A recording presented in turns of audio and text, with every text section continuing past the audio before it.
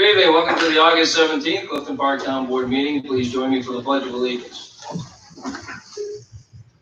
Pledge allegiance to the flag of the United States of America and to the republic for which it stands, one nation, under God, indivisible, with liberty and justice for all. All right, Teresa, if you call the roll. Councilman Whalen? Here. Councilwoman Standard? Here. Councilman Romano? Here. Councilwoman Wallowitz? Here. Supervisor Barrett? Here, enter a motion to approve meeting minutes of August 3rd. So moved. Second. Mr. Romano, second by Ms. Swallowit. Discussion. Councilman Whalen? Yes. Councilwoman Standard? Yes. Sorry. Councilman Romano? Yes. Councilwoman Wallowitz? Yes. Supervisor Barrett? Yes. A couple of quick updates. The Barney Road pool closed yesterday. It was the last day in our abbreviated pool season. We opened up on July 4th.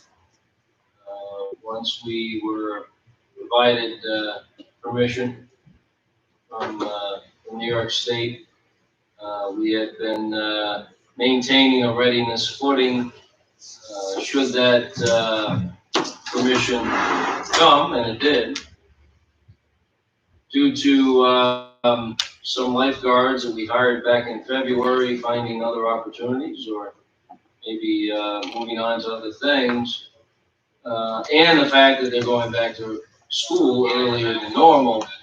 We had to abbreviate the season on the back end. So Barney Road closed yesterday, and Country Knolls will be open this week.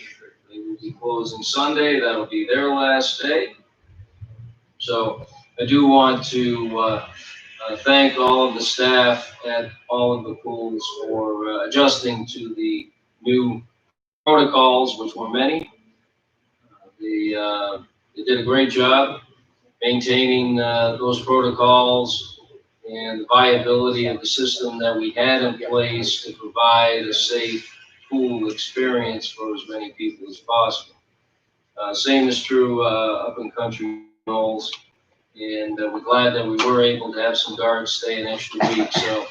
So if you did buy pool passes, get out there and use them.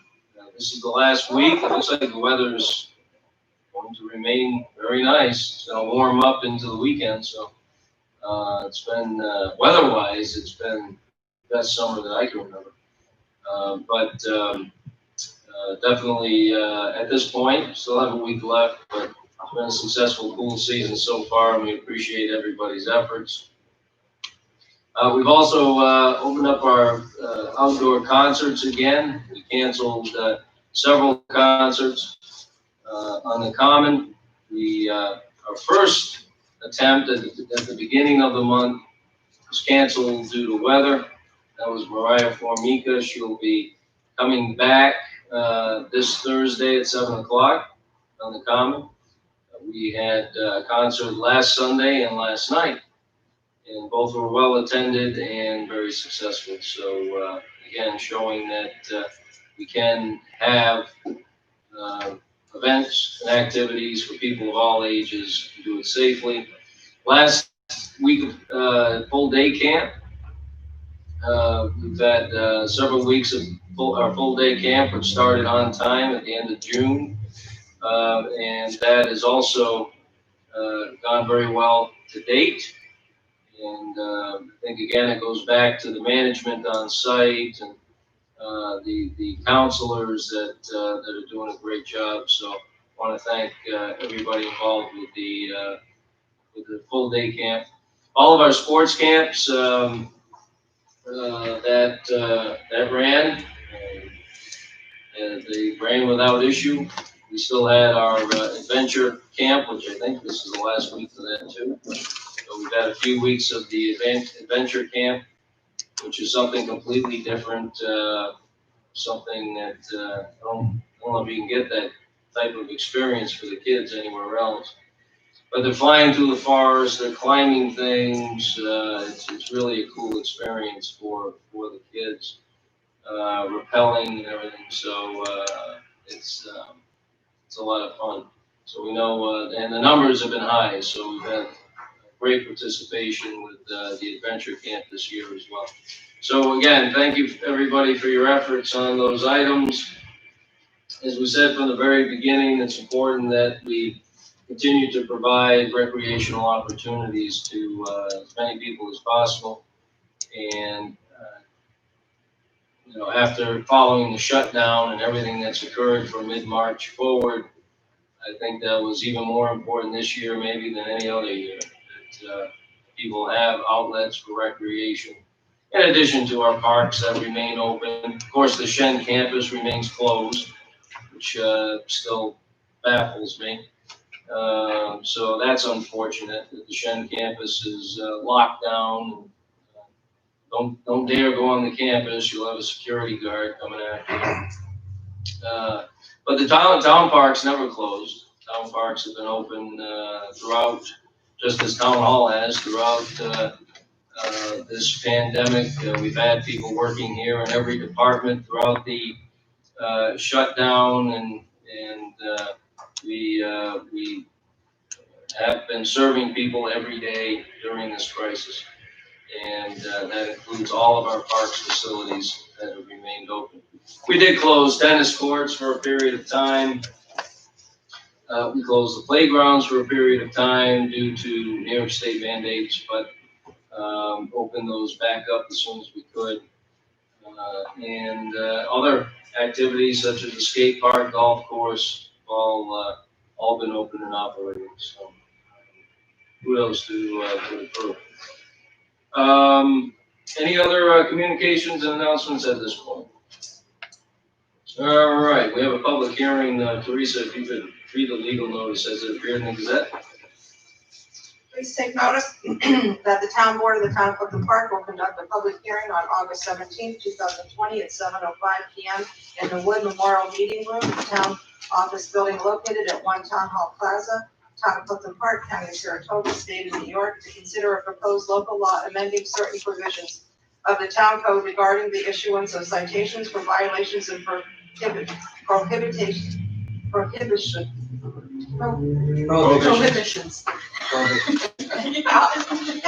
Prohibitions under the park and dog ordinances of Clifton Park. The proposal would classify monetary penalties for violations of the relevant code sections as civil penalties, eliminate the remote possibility of the imposition of jail time for such offenses, and to provide for plea by mail or by electronic means in an effort to reduce the necessity for personal appearances in the night court to answer citations written under the town code in appropriate instances.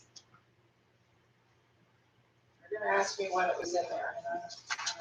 Is that? So you're gonna ask me when it was in there. No, that's fine.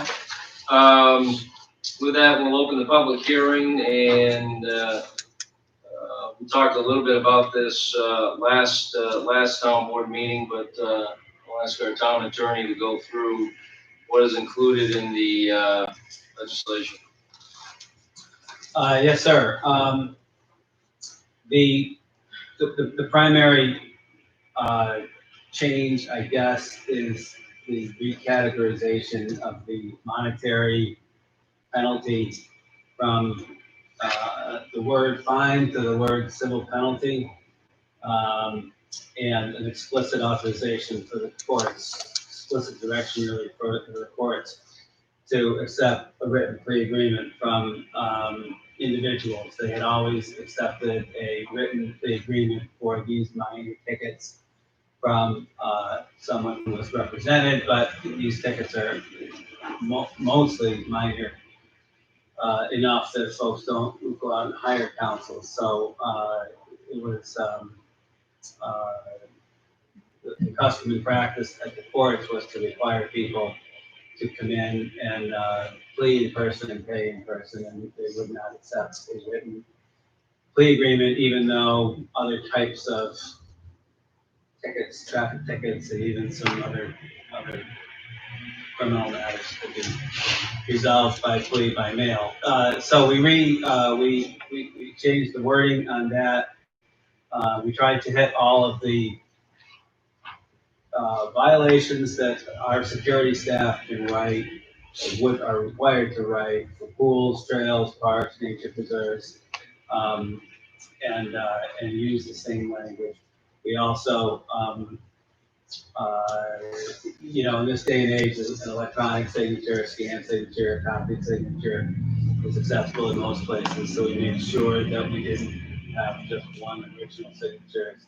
The only piece of paper the judge would require, the judge would accept to plea these things. We really didn't change any of the penalties or the substance of any of the violations or prohibitions themselves. We just tried to make it easier for people. There are times when people call up and they say, hey, do I have to come in next Thursday night, or can I take care of this? And even though I have tried on many occasions to get that done, the answer is always no, I have to come in. Middle of January, bad weather. Kids get a ticket in August and go back to college and aren't around. Oh no, gotta come in. So hopefully, this after some interaction with OCA and hopefully this will resolve that. The general thrust of it is to make it is to remove all verbiage that looks like it was a clawback from that. Okay. All right, very good. Any questions for Tom? Okay. Any comments in general? All right, if there's anybody here that would like to speak on this matter, please raise your hand. We'll ask that you come forward. State your name and address for the record, and please keep it at 5 minutes or less. Any takers, anybody that would like to speak on this item? Any final comments? Huh? No, I think it's a straightforward change, and hopefully it'll make things a little easier for some people who do want to resolve these tickets in the most efficient manner possible. Mm-hmm. All right, with that, we'll close the public hearing, and we have this other project that's on the agenda. I think John John is outside, yes. And they're here. is he out there? Yeah, and they're here also. Oh, okay. Hi, how are you? All right. Good to see you. Come on up if you would to the podium.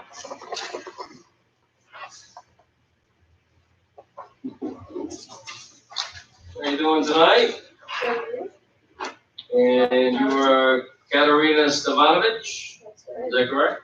And I'm based in Brooklyn Park, 6 Mercury Court. Yeah. So if you could just, you can, unless you're uncomfortable, while you're talking, but just speak up nice and loud into the microphone. So I appreciate you bringing this forward, this project, bringing it to our attention. Obviously, it took some work to put it together and will be to implement it, but if you could just kind of explain what you're looking to do. Yeah. Okay. Cool. So I'm here to talk about the Honeybee project as it's stated in your sort of document. We call it the Clifton Park Pollinator Project, and it consists of basically placing a couple hives at the Bishop Ferry Nature and Historical Preserve. And so how this sort of came about is that my dad and I are sort of huge bee fans. I don't think you hear that often, but it's true. He's been a beekeeper for like 20 years or so, and he instilled that sort of interest and curiosity about bees in me from a young age. And I've gone on to several scientific projects about them, sort of testing their organs in a particle accelerator and trying to elucidate sort of the cause of colony collapse disorder. As I'm sure you've heard of, bee populations are really declining in recent years, and it's sort of worrying. And so we'd sort of like to do whatever we can to prevent that decline and to sort of help foster their ecosystems through their vital pollination. And and we were sort of walking along the Bishop Ferry Preserve, it's a very beautiful sort of location, and we came across this wildflower meadow with a lot of wild pollinators like butterflies and mason bees, but we didn't see any honeybees. And we thought, my gosh, this would be a perfect place to put a couple of hives and have the honeybees collect those beautiful resources from around the area, as well as promote biodiversity and foster the ecosystem that's already there. And so we have a couple of hives at our home. We're keeping them on the deck right now, which is not ideal. And so we thought that it would be, great to move them there for the summer and have them sort of do their thing, work their magic, while also not necessarily disturbing the visitors to the nature preserve, because the location that we selected is sort of there's a natural large barrier between them and the main path. And even if they do sort of, cross the main path, they're surely just going to sort of pollinate around the flowers, and I'm not sure that they'll be a huge threat to anybody. To the layperson, when you say the bees are on the deck and we just need to move them, it sounds really involved. Sounds a little harder than maybe the way you. Yeah. So what does that mean when you say they're on the deck and Yeah. just need to move them? Tell us a little bit about that process. I mean, it's definitely not as involved as you might think. Like we don't have a huge operation like some commercial beekeepers do with thousands of hives and stuff. So we're not really looking to get any honey or sell anything from it. We're just doing it purely for the ecological standpoint. So we have two very small hives, not very small, but it's two standard size hives. And we have a big enough car to put them both in, so we just strap them down, put some mesh over them, and transport them to the preserve, and then just use our back muscles to put them on in situ. How much do they weigh? How much do you think? Like a large hive like that. So I'm Katarina Stack, Worcester Honors. How you doing? 630 Court. They're what we call nucleus, which is a starter colony. So they're not fully developed colony. They have two main body boxes. So the size of the box is smaller, probably 1/4 the size of the podium. That's kind of the starter colony size. All right. And so they fit in the back of the SUV or a car. We would, as Katarina said, we would put a mesh so that there is ventilation. We would basically close them so that they cannot fly around in the car. We typically do that in the evening or early in the morning when they're mostly in the hive.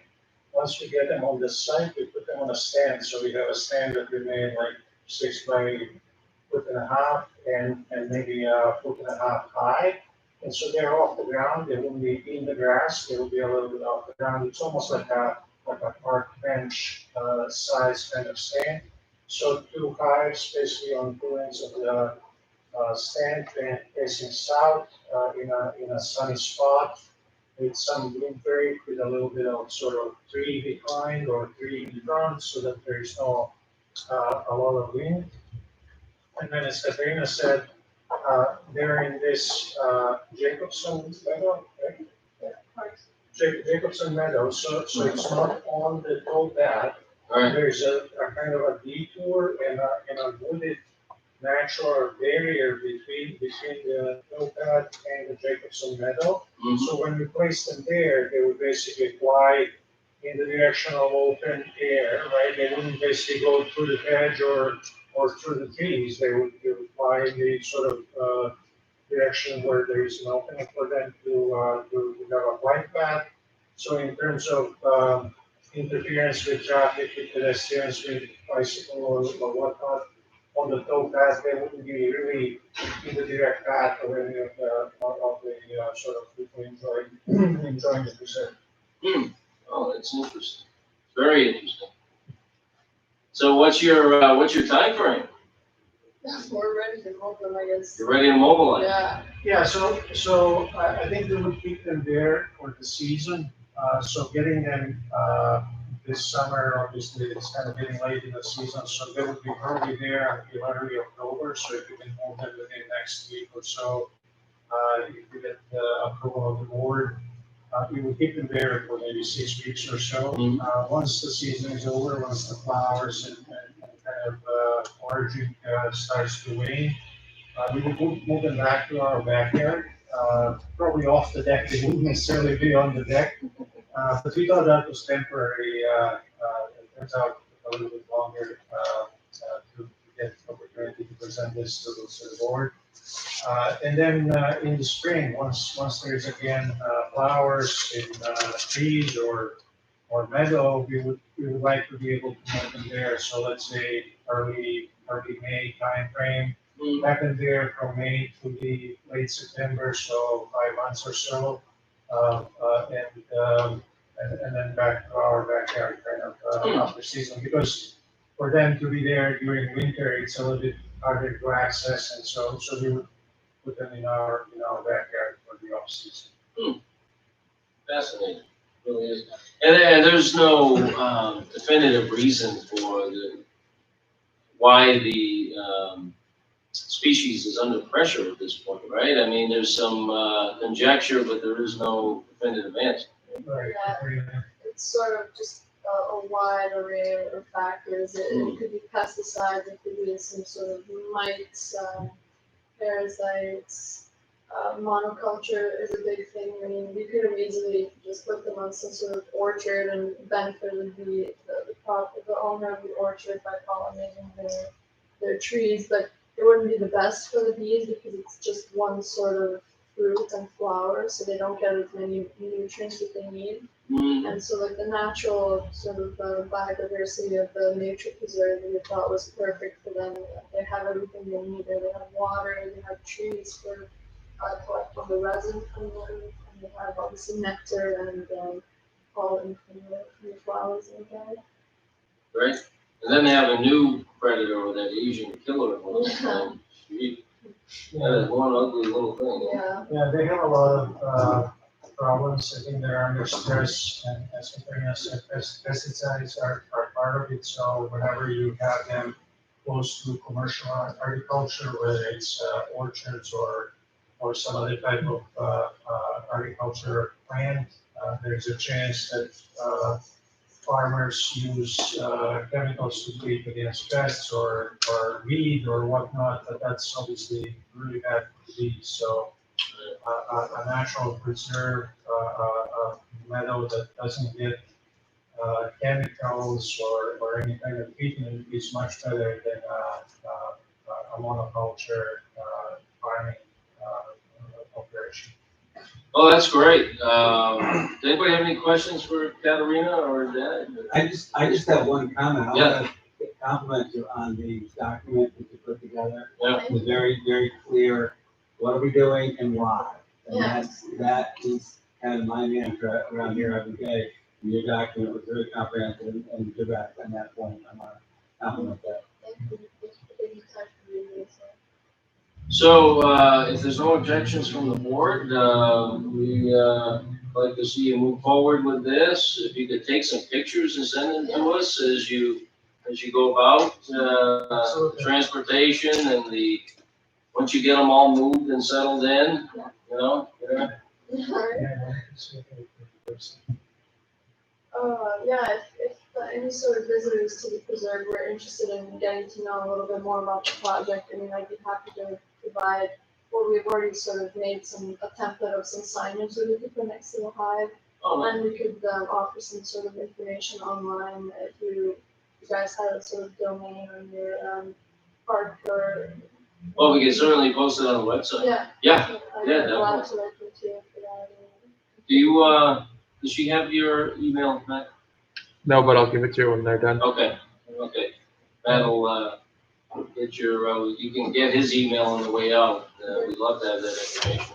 We're thrilled about Governor Cuomo's initiative, Pollinator Preservation Initiative. I think this will be a nice little sort of thing that different park to be doing as part of the New York sort of bigger initiatives, and you can highlight it, and we can have hopefully more interest in this, Yeah. and the whole point of this is we're not commercial beekeepers. If I have a job and she's a medical student, so she's busy.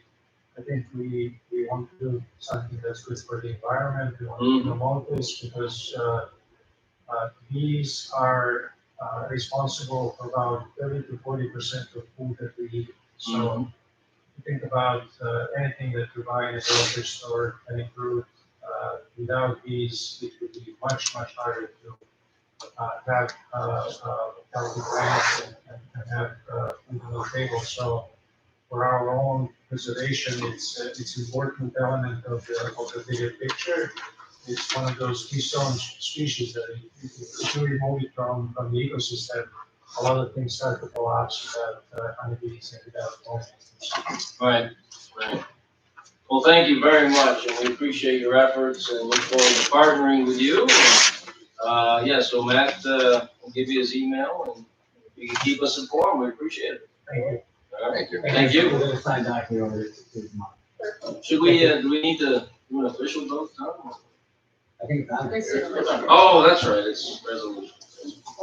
I'm pretty positive. But we'll call you. All right, next up, Edison Club project presentation. Mr. Cairo here from the Edison Club. And it's been a while since they have been in with a proposal to change the course, I guess. Right now, there's 27 holes at the course, and proposing to take 9 and build some housing. Obviously, it'd be along and in the vicinity of the other 18 holes. They're also looking at working with Stewart still on selling them a piece of property so Stewart's can push their store back and build a new store. We haven't had many new Stewarts in town in the last few years, let me tell you.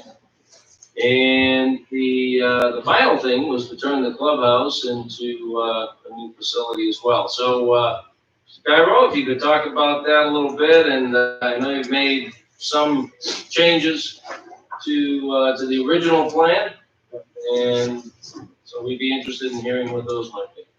Thank you, Supervisor. So you can talk right up. Thank you, Supervisor. Thank you. Thank you, councilmen and women, for the opportunity to come in tonight and discuss this. We've exchanged a lot of information over the last 3 years. We presented originally in 2017 to this board, and we've made a number of changes as a result of those interviews.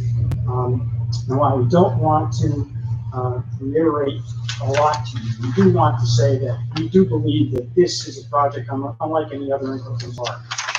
Our business model has been changed, and we're doing our best to preserve it. The Edison Club Golf Course, and while some aspects of the industry have changed or will change, the majority of it, we're committed to having 18 holes of the golf course in perpetuity. So that's a definite. We've made 3 basic changes, and you touched on them all. In our original proposal, our clubhouse was going to be demolished. And while it's not a historic structure, it is a structure that has been around since 1924 and does have a lot of iconic value to it. That's no longer going to occur. We have found a buyer, and we have entered into a proposed sale and purchase agreement for the clubhouse in order to make it into a senior care facility. And that is, in and of itself, a major movement forward for that clubhouse piece. The second thing we've done, as you mentioned, is we've entered into a tentative sale agreement with Stewart's for them to buy 1 ± acre of our property so they can expand their store operations in the southwest corner of our property. The third, and this is very key from a site design standpoint, is we actually have discussed with Mr. McCarthy and our attorney language to put into the proposal so that we can really do 2 things. Number 1, the mix of housing units will be no more than 215 units, as the town planning board has decided, which is fair. There'll be combinations of single family, large single family, small single family, townhouses, quad units, and up to a maximum of 8 8-unit buildings. And we are going to reserve the right to change those 8-unit buildings down to singles, townhouses, and quads as the market dictates. But the second, that's even more important, is that we are putting language into the agreement which will maintain 18 holes of golf course in perpetuity, forever. Whatever that language is, we're putting it in to make sure we maintain that as an option going forward, so that it cannot be built upon, it cannot be developed in the future. It could stay as 18 holes of golf. The Edison Club was founded in 1904.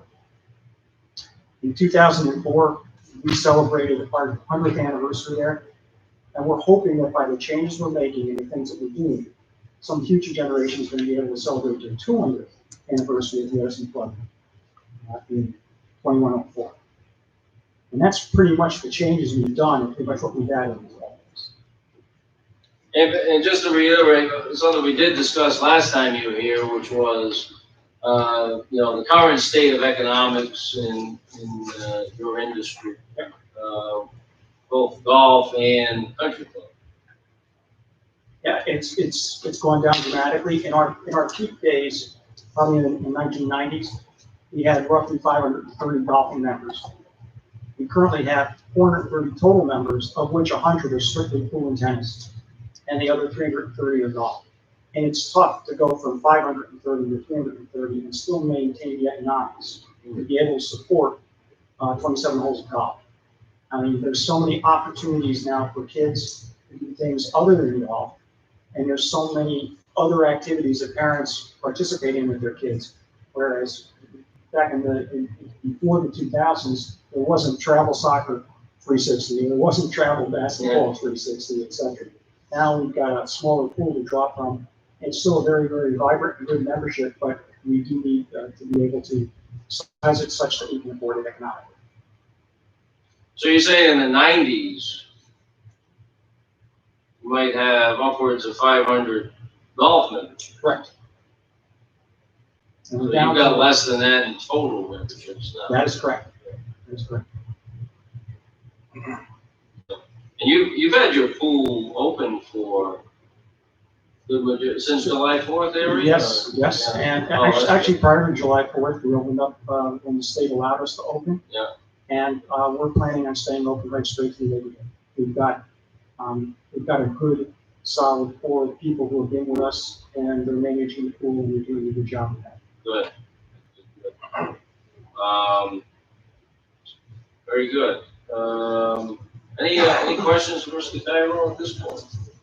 Depends on the question. You mentioned the 18 holes of golf. Is that 18, keep those 18 holes as golf or committing it to open space for any? It's green, but it's green space. We're hoping it's going to stay golf, but it is green space. I think it's conservation preservation. Is that the? Well, the draft we're working on is a draft of a conservation easement, so needed conveyance, and I would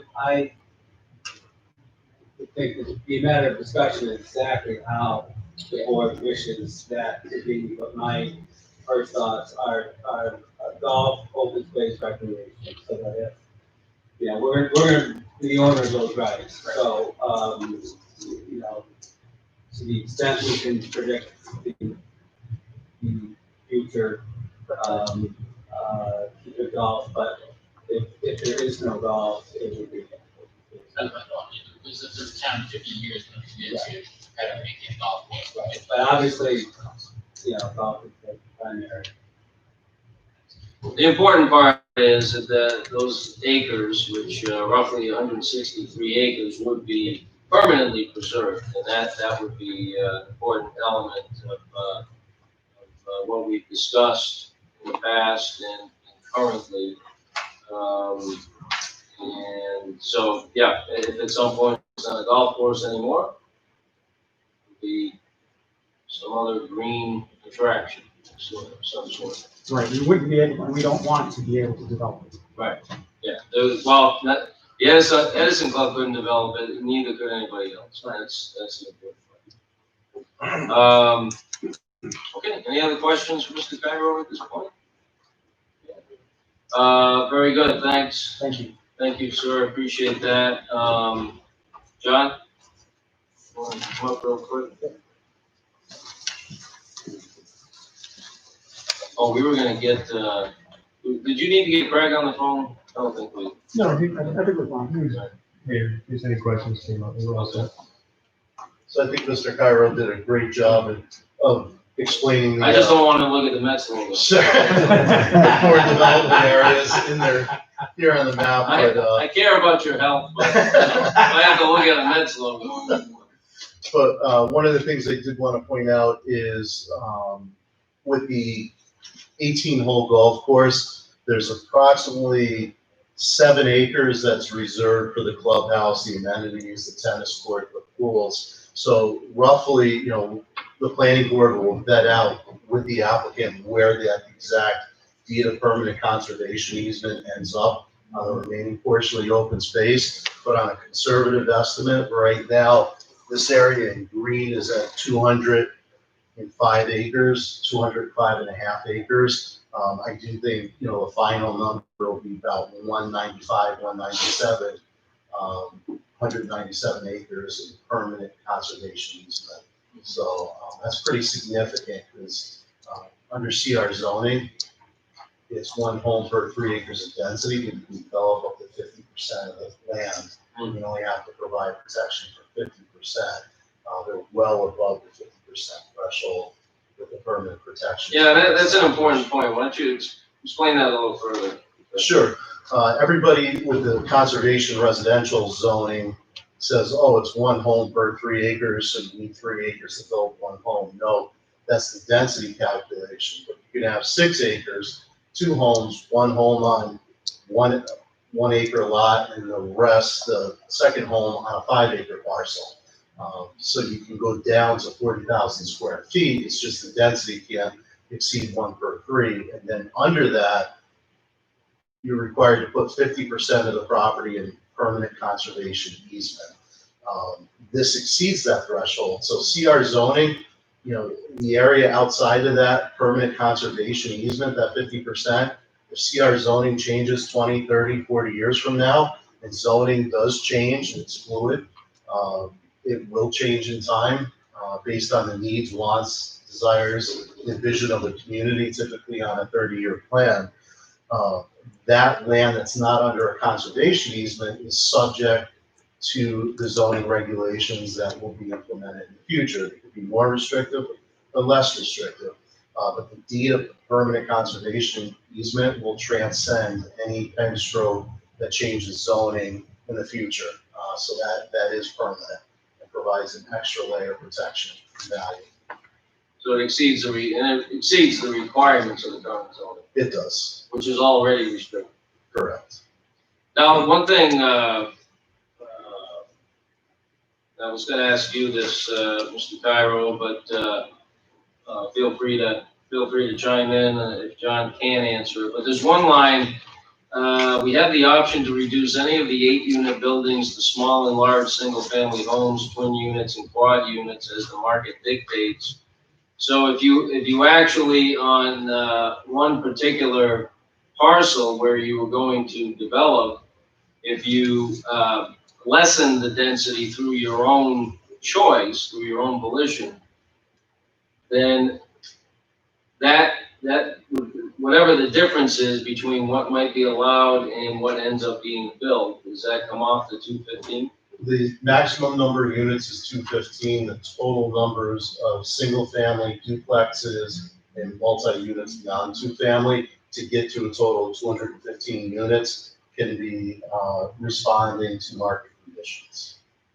So you can't exceed 215 units in total. Right. Is that the way you understand it? Yes. All right, I just wanted to ask that question.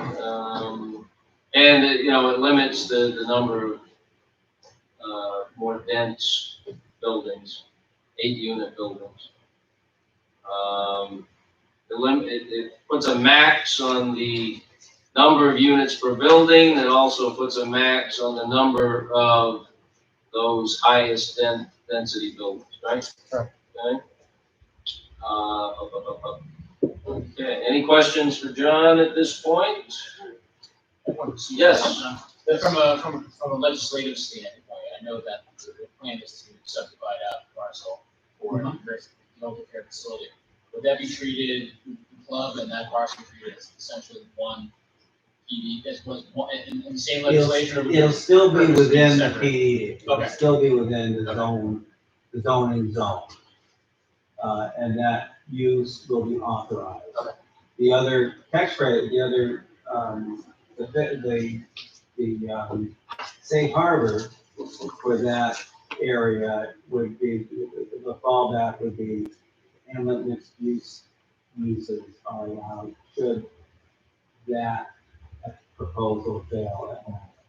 So there is a It backup could revert back to. plan, but those whatever. uses are defined, and those uses are, compatible with those corner areas of, the CR zone as it is. So have a mixed use or whatever. Right. Yes, Right. correct. But it would be part of the same, it would still be within the zoning Gotcha, district. okay. And they could subdivide that parcel out and convey it to another, if they wanted to, that's still the access zone. Okay, I wasn't sure. And you're still intending to retain the pool and tennis offerings, right? Yes. All right, so that will continue. All right, so as far as the process from this point forward, if the board decides to establish a public hearing tonight, what's the process? Got notices that will go out tomorrow morning to neighbors within 500 feet of the property, notifying them of the public hearing and the draft PDD legislation on file available for review. In addition to that, the public will have the opportunity to come in, review the proposal, prepare questions, comments that they can raise at the public hearing. After the public hearing is concluded, the town board will have the ability to look at the comments raised prior to opening the public hearing. We'll just go back a step. We do have to do a seeker declaration. And we have to include seeker with a negative declaration. So that's something that staff will be working on in anticipation of public hearing scheduling for September 21st. The resolution to schedule it passes this evening. After the public hearing, the next step will be the town board to consider the local law, for any amendments there too, based on public comments, or if the board feels relevant to change final legislation. Legislation's passed, the project by no means starts. It just starts them to go back before the planning board, which they were in front of them once, and received just a positive recommendation on the plan development district. But they have to go through full site plan reviews. And there's 4 areas of development. There's the residential development, there's the senior care facility, there's the Stewart shop site, and there's the 18-hole golf course. So we can anticipate that Stewart's will probably come in as one site plan under its own, even though it's encumbered under the PDD legislation. It's designated as Area B on the map, or D, I'm sorry. We can anticipate that the senior care facility will come in, and then we can anticipate that the Edison Club will come in to reduce the holes to 18 in accordance with the legislation, and also develop a new clubhouse. And as part of the phasing plan for the construction of the residential and the new clubhouse facility, as they vacate their existing location for senior care, there will also be some phasing plans to allow for temporary clubhouse, changing room facilities, until the permanent facility can be established. So it's a long ways to go, but they'll have direction from a business plan standpoint that this is the parameters you can work in, and now back in engineering to satisfy the town requirements relative to site plan. Very good. Okay. Any other questions for John? All right. Very good. Anything else, you gentlemen would like to add? Fine, thank you. Very good. You're welcome to stay if you wish. We do have a few resolutions for consideration. Teresa, if you could read through those, please. A resolution appointing Paula Cooper as zoning board of appeals secretary for the town of Clifton Park, whereas By resolution number 85 of 2020, the town board appointed Paula Cooper as interim secretary for the zoning board of appeals, and whereas the director of building and development recommends that Paula Cooper, 45 Old 146, Clifton Park, be appointed to fill the position on a permanent basis. Now therefore be it resolved that Paula Cooper is hereby appointed secretary to the zoning board of appeals effective August 31st, 2020, and be it further resolved that the position be paid at a salary as budgeted to be paid from general fund zoning board secretary in a bi-weekly installments.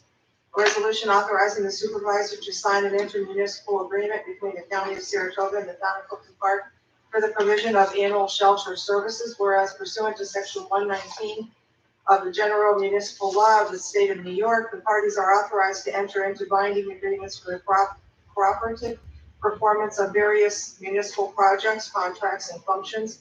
And whereas the county of Saratoga and the town recognizes the benefit to both municipalities that arise from the cooperation provision of service to their residents. And whereas Saratoga County and Clifton Park wish to formalize an agreement whereby Saratoga County will provide shelter and other related services at fees as listed to be paid. Now therefore be it resolved that the town board approves extending the intermunicipal agreement between the county of Saratoga and the town of Clifton Park for the provision of animal shelter and related services per the attached agreement, and be it further resolved that the intermunicipal agreement between the county of Saratoga and the town of Clifton Park is hereby provided for the year January 1st, 2020 through December 31st, 2020.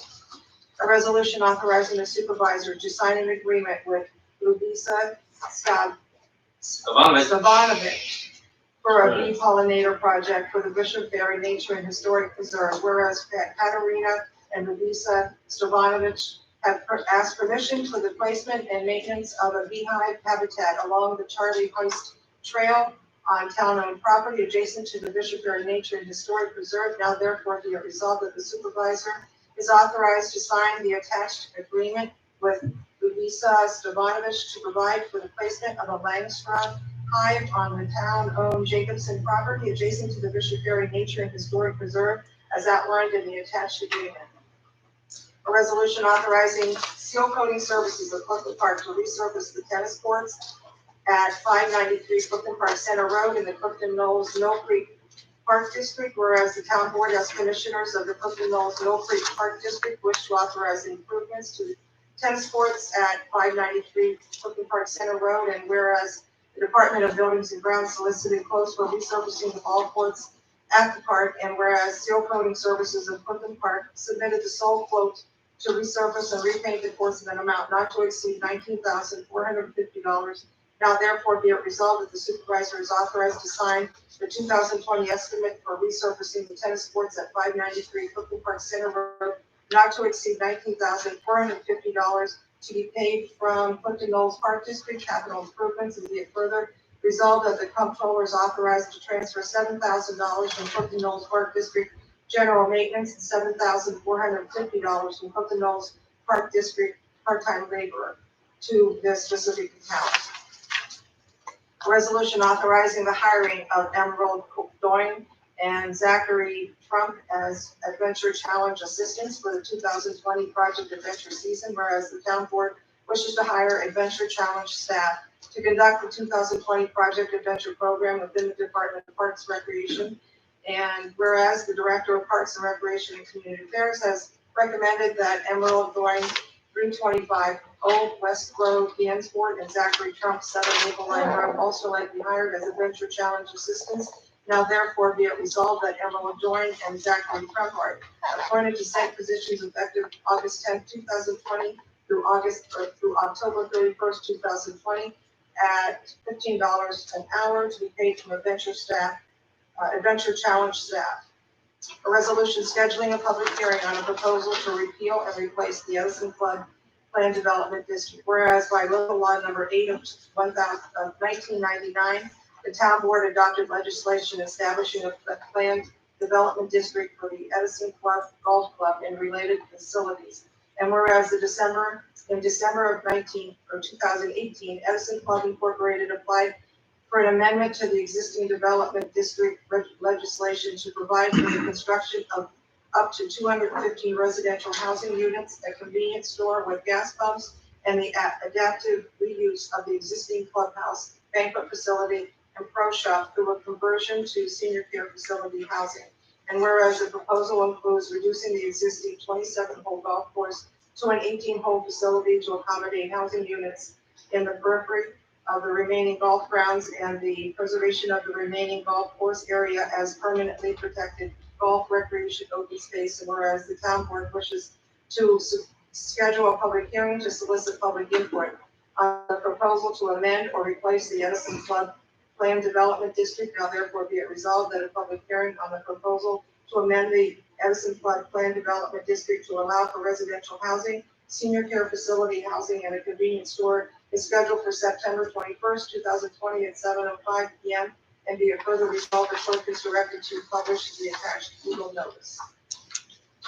One change on the notice, Teresa, is the location, which would be at the senior center. Oh, okay.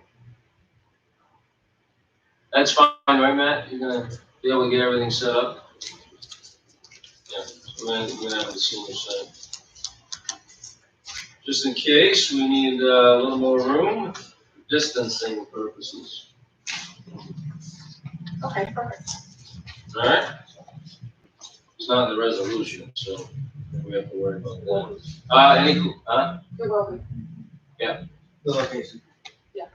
Well, it'll be in the notice, yeah. Oh, yeah. Sure. Any questions on the resolutions? Okay. Teresa, we can read the heading? Resolution number 147 of 2020, a resolution appointing Paula Cooper as zoning board of appeals secretary for the town of Clifton Park. So moved. Moved by Mrs. Standard, second by Mr. Whalen, discussion. Councilman Whalen? Yes. Councilwoman Standard? Yes. Councilman Romano? Yes. Councilwoman Ballaway? Yes. Supervisor Barrett? Yes.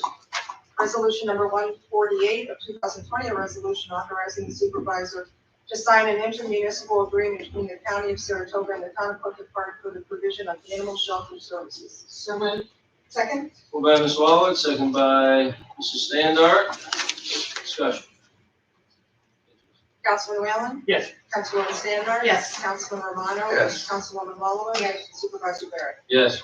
Resolution number 149 of 2020, a resolution authorizing the supervisor to sign an agreement with Zuvisa Stavanovich. for a bee pollinator project at Bishop Ferry Nature and Historic Preserve. So moved. Second? By Mr. Romano, second by Mrs. Standard. I thought they, in writing, they have a very well thought out plan, and the same was true of their verbal account of what they would like to do and how they're going to execute the plan. I think it's a great model project and maybe something we can expand upon in the future. We appreciate the Stavanovich family for stepping forward and their willingness to dedicate their own time and resources to improve the ecological diversity of the Jacobson parcel, the Bishop Ferry Nature Preserve, and just Clifton Park in general. And we all know about the bees that are under pressure. Surprised Frank isn't here. Where's Frank? I don't know where Frank is. But something Frank Berlin's talked about a lot over the last several years. So I think this is a wonderful project, and look forward to working with it. Any discussion? The only question I had was, I don't see a time limit on here, and I'm wondering if you wanted to authorize next year as well, as long as we're here. It's kind of the end of the year right now, do you want to have to go over for the end of this summer and authorize them for that next summer as well? Yeah, that was their intention, Right. so. Right. So, okay. Teresa? Councilman Whalen? Yes. Councilwoman Standard? Yes. Councilman Romano? Yes. Councilwoman Ballaway? Yes. Supervisor Barrett? Yes. Resolution number 150 of 2020, a resolution authorizing seal coating services of Clifton Park to resurface the tennis courts at 593 Clifton Park Center Road and the Clifton Knolls Mill Creek Park District. So moved. Second. Moved by Mrs. Standard, second by Ms. Wallowitz. Dan? Yeah, this, tennis courts are right over here on Clifton Park Center Road. Park District asked me to get some prices for resealing this. I would like to point out the resolution said we received a sole quote, but we received 3. I sent a proposal to 5 companies, we received 3 quotes. Seal coating services, Clifton Park was just the lowest. Tennis courts are made out of blacktop. It's so it's kind of like sealing your driveway, except a lot more involved. It's a multi-step process to seal the cracks and then use an acrylic coating and striping. And you get a lot more years out of the courts by doing this. So if you don't, cracks get bigger and they heave it and frost in this part, and next thing you know, you spend $150,000 to rebuild the court. So this is going to preserve it, and you have to keep an eye on it every year to see how it goes. But it's been 6-7 years since they've had a major resurfacing. So if you do. Very good. Yeah, Teresa, can you just make that change in the resolution? Just a minor change. All right, very good. Any questions for Dan at this point? All right. Teresa? Councilman Whalen? Yes. Councilwoman Standard? Yes. Councilman Romano? Yes. Councilwoman Wallowa? Yes. Supervisor Barrett? Yes. Resolution number 151 of 2020, a resolution authorizing the hiring of Emerald Doyne and Zachary Trump as Adventure Challenge assistants for the 2020 Project Adventure season. So, second? Moved by Mr. Whalen, second by Mrs. Standard. We had mentioned this previous, the Project Adventure Camp, which numbers have been great. A lot of participation, great to see, and continues to be a very popular camp after all these years. As I mentioned, it's much different than anything else we offer in the town, and I don't know anybody else that does offer a camp like that. So, we're good. Any discussion? Okay. Councilman Whalen? Yes. Councilwoman Standard? Yes. Councilman Romano? Yes. Councilwoman Wallowa? Yes. Supervisor Barrett? Yes. Resolution number 152 of 2020, a resolution scheduling a public hearing on a proposal to repeal and replace the Edison Club Plan Development District. So moved. Moved by Mrs. Standard, second by Ms. Wallowitz, and thank you, gentlemen, for coming tonight. The prospect of this type of project has been out there for a few years now, and I know a lot of thought has gone into what you're proposing. Planning board has given its approval on first view, and now we will have a public hearing coming up in the not too distant future. So if you have any questions along the way, just let us know. But unless anybody else has any questions, we can vote on this resolution. Teresa? Councilman Whalen? Yes. Councilwoman Standard? Yes. Councilman Romano? Yes. Councilwoman Wallowa? Yes. Supervisor Barrett? Yes. Okay, very good. I do want to mention, I almost forgot. I know. Well, so we want to congratulate Bob Leonard, who's well known in town. He's been a active member of the Jonesville Fire Department even to this day. He does respond to calls in the support role. But for almost 50 years, he's been an active member. Served in the Marines, served in the Air National Guard, served as a security officer for the town of Clifton Park for a number of years. And, you know, these drive-by birthdays that for folks, I think post-COVID, I think it'll be something that'll continue. It's kind of a fun thing to do, to recognize people. I talked at our last meeting about drive-by birthday we had for Al Atwell and his 95th birthday and everything he's done for the town for over decades and his country as he served as a military soldier in the Battle of the Bulge. So it's a cool experience to see these folks. They're in a tough situation being in that vulnerable age, but it's nice to see the community come together and show that kind of support for them and respect and appreciation. So I do want to thank the Jonesville Fire Department, everybody that was able to make it. I know Bob was thrilled So happy birthday, Bob, number 8. All right, we do have a short executive session tonight, but first, we can go to public privilege. Are you gentlemen here to speak on? Speak on that? we are. Oh, okay, great. Yeah. Yeah, let's just go to, it's okay with everybody, we'll go to public privilege and have you come up, one of you, or all of you? Sure. Anyone tonight? Good. Thanks for having me. Sure. Anything? Everyone. Wanted to come here and, Could you state your name and your address? oh, it's Rich Lacy, 8 Island Road. Thank you. Thank you. I wanted to come here today in concerns for the use of the common grounds of Clifton Park and the Commons. Mm-hmm. You know, it's been brought to our attention that several of our young student athletes are using the grounds. And you said Yeah. earlier, Yeah. Unfortunately, our school does not allow the kids to use our facilities at school. So we only have the commons really at this point to utilize some area of activity for kids to go ahead and as an outlet and practice and perform their skills. So with that being said, there's been a few instances over the last several weeks where there's been some negative advancement towards the kids that are on the actual grounds. And we just find it unacceptable. So we have a few parents here that you know, are obviously concerned. And you know, my biggest concern is, you know, posturing negative advancements towards 17 or 16-year-old boys is just not right. My initial reaction would have been to call the police and file a complaint. But I wanted to bring it to the town because it is a public, you know, it's the commons, it's public, we all, you know, we're all allowed to use it for that. So I wanted to bring it to your attention. So what happened was, at one point, one of the students had been served a paper, and apparently it's our soccer coaches that are harassing the kids. Is that right?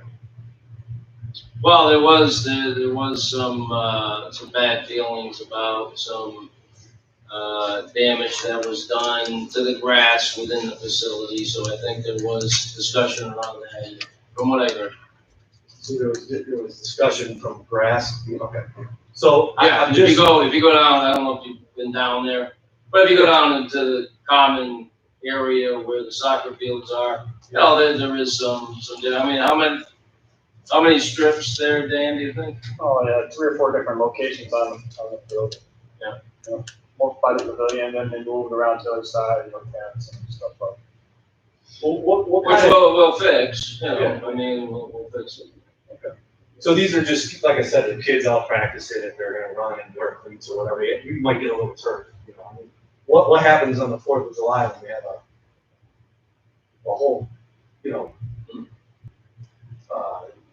you know, what is it? We have a fair, right? I mean, you got rides and everybody walking around. What happens to the field? Right. So what's the difference between that and kids out there trying to practice and play on the thing? So we're getting harassed. The kids are getting harassed by Right. a couple of coaches, and I just don't think it's fair. And I came here to publicly, you know, let you guys know that what can we do in order to resolve it? These kids should just be open to go ahead and play. And frankly, I mean, I can tell you, when we were 16 and 17 years old, I don't think we would have been, you know, that good in order to do, you know, something like that, to go ahead and continue to practice and play. Where these kids are, and you know, you have you know, coaches, which these kids are not coached by, but you have coaches from, you know, soccer clubs or whomever. One of them, I understand, is the head coach of a college team that is swearing at kids and, you know, telling them that they can't get on the field. So what do we do about it? Well, as far as the football players that are using the common, they have a space, it's all theirs, on the common. They've been using it for at least a week or so. And from the person leading those workouts, they're very, very happy with it. Over by the senior center, they had that whole area, and I told them, use whatever you want. The kids that are there's not a coach. This is not a coach-led forum. So, Well, the person leading the workouts is who I spoke. And he said they were very pleased with that location. Because there's also several, like I drove by, there's another school, there's other people out there doing 7-on-7 or whatever they're doing out there. I'm just befuddled that, these kids are getting harassed at 8 a.m. Nobody else is using the field today. Right. Nobody else, somebody's getting up and they're waking up in the morning and saying, I gotta make sure these kids aren't out. So as far as, That's insanity. as far as the soccer field, there's an agreement with the town that was done back in the 90s, similar to the one that was with baseball, I think around that same time frame, where it does give them purview over the fields. Now, if you look through the document, just like any time else, there's structured activity on public property. We expect there to be a process to be followed. That there's communication with the town or communication, I guess, even directly with the soccer club in that instance, but communication directly with the town, this is what we would like to do. And of course, there's a process and communication that should proceed as part of wanting to have a structured activity on the field. It's not a structured activity, these kids are getting together, 10, 15, 20 kids. Well, there's a group of kids getting together on the field. So do you want the kids to apply to go and work out at the commons? Is that Well, I think communication is a good way to go about it. So if me and 10 of my buddies wanted to go there in the morning and run drills for an hour, I'd have to communicate with the town. Well, do you know if there's anything else planned for that particular day and time? And if there's nobody there, no. So there's nobody there. All right, well, there may be nobody there when you show up. I don't know what's planned for that day.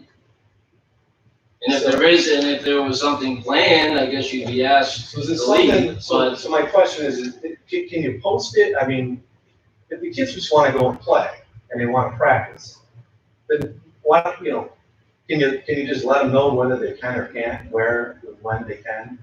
If they Oh, show we up. did that, we did that. And then- But they didn't, they show up 8 a.m. in the morning. Yeah. And there's nobody there practice, there's no soccer team, there's nobody there. Right. Okay, and then somebody comes and says, well, you guys can't do that. Well, who is that? Is it the law? I mean, it's not the law. Is it you? Who is it? I mean, to me, it would be a stranger. These guys are strangers that are coming in and harassing kids, so I consider that harassing. I'm just coming to the town saying, it's a town park, we all own the park, right? we're all taxpayers, everybody here, okay, so we could go in the commons, play, and perform, and, do whatever we want there within, responsibly. But some stranger comes in and starts harassing us about, workout activities, to me, it's insanity. Well, there's obviously people that are on those soccer fields doing something other than soccer fairly often. Well, yeah, it's not. I think the problem was the damage was caused, and obviously they weren't happy about it. I think if that didn't happen, who knows? They may not have ever said anything. So if we run on a field with cleats on or something, it's going to tear up any field. Oh no! That wasn't. That's not what occurred here. Simple cleats on a field. I mean, it happens on soccer fields all the time. Right. So I don't know. I guess they must have been doing some kind of a repetitive workout. Yeah, they're using a ladder, right? A ladder drills. There was a confined Excuse space. me, during this public So- hearing, you have 5-minute time and your time is up. Okay, thank you. So anyway, there was obviously a repetitive workout regimen, and that's what caused it. If not for that, would anybody, would the soccer people have said anything?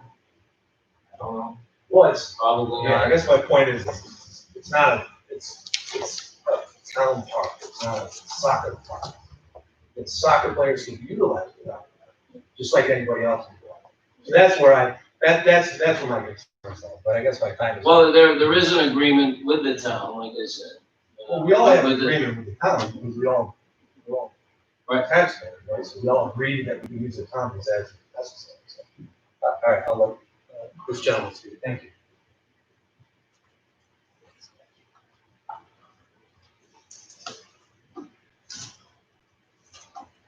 Jeff Goldman, 99 Bluegill Way. So I guess what we're trying to bring up here is it appears there's a selective enforcement. Now, they're using a ladder, which is a drill used to quicken their feet. Right. It Yeah, my son uses is it all. not something that they brought a rake and a shovel to go damage fields. Understand. I also know the commons fairly well. My kids play soccer throughout, so will your son. Yep. The damage to a grass field, which is growing back, is not on a soccer field. Mhm. It would be on a sideline, causing no damage to any soccer field, only to grass, which grows back. The selective enforcement I talk about is at 8 o'clock in the morning when I drop my son off to run, there is not a soul in sight except somebody from the soccer club approaching them and saying they can't use the field. The area that you have directed some of the linemen to go use is not large enough on Fridays for the kids to run their 110-yard dashes that they need to do. They need a long field. So you saying that you directed them to an area that they're happy with, that is not true. Oh, okay. Some of the things that they do can be done in the area that you directed them to. Mhm. Friday cannot. No. I see no reason as to why they can't run on a soccer field. Mhm. That is why we're here. It seems to be selective enforcement. I drive by the commons countless times during the day and week. Always see kids out there playing. They don't seem to be directed off the field by anybody. At 8 o'clock in the morning when nobody's there except for somebody from the soccer club to hand papers to my son saying you've been served, and it was done, is inappropriate. Why can't they run on the field? What was he served? He was going to make a show, and he did. He served him with paperwork to get a permit to run on the field. But he made a show of who's in charge here. You've been served, as my son said, I guess I am, as he's one of the chosen leaders. Mm-hmm. Why can't they run on a field? The damage to a grass field, which is growing back, is on the sideline, not on any of the soccer fields. Why? Well, like I said, that was, I think, that's what caused the initial bad feelings, and I think that's why something was said, so. I mean, yeah. This question. What football league is this? They are potential candidates for the Shenandoah varsity team. So school fields aren't available. That is correct. Which, as you said earlier, is beyond anybody as to why Shenandoah does what they do, but that's where we are. Yeah, I guess I'm confused. So someone from the soccer club Correct. is talking to the kids, but the soccer club isn't an official entity of the town. These people aren't acting on the town's behalf. They say they are.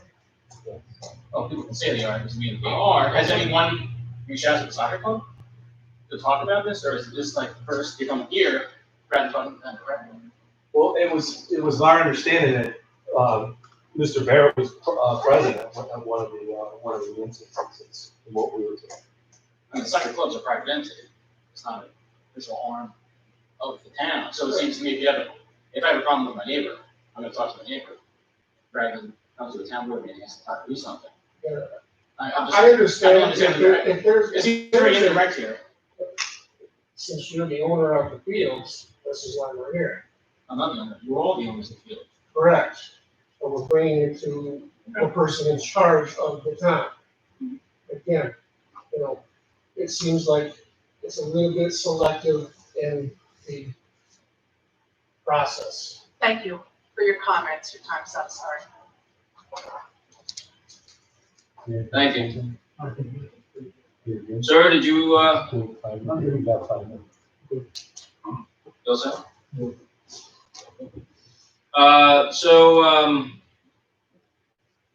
The bottom line here is, you know, as far as the town is concerned, we have done everything we can to expand recreational facilities of all types throughout the entire town.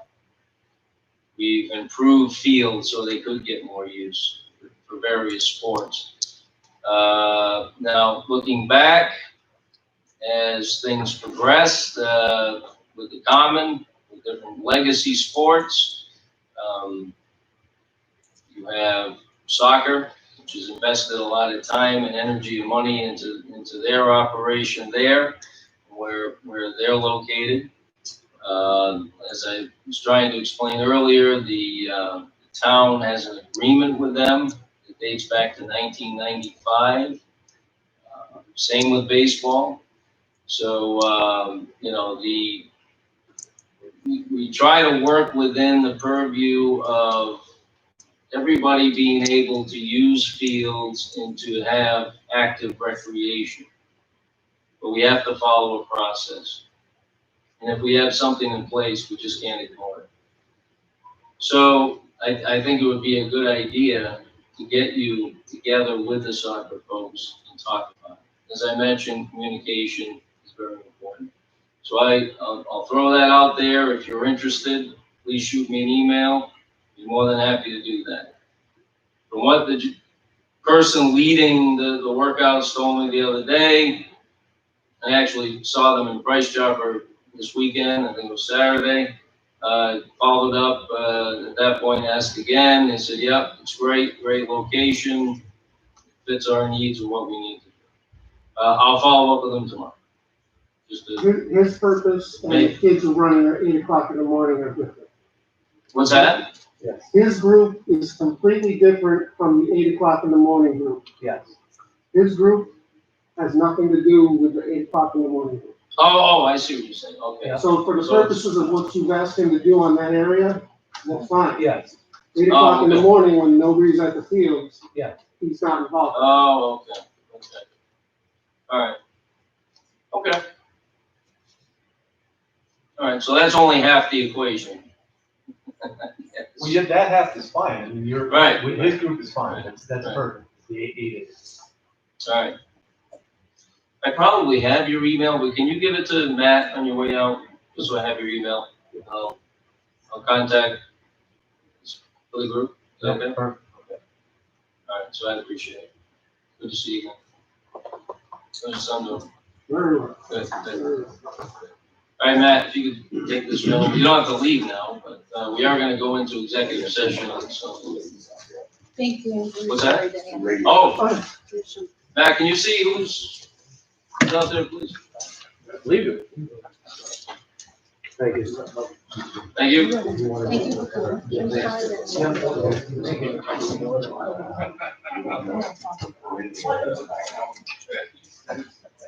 Take care, gentlemen, I'll see you. Thanks.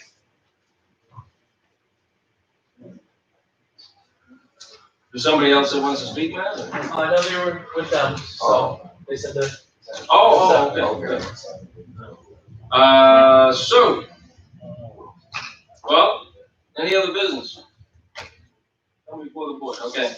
So, what we'll do is go into, executive session, an issue dealing with, possible litigation.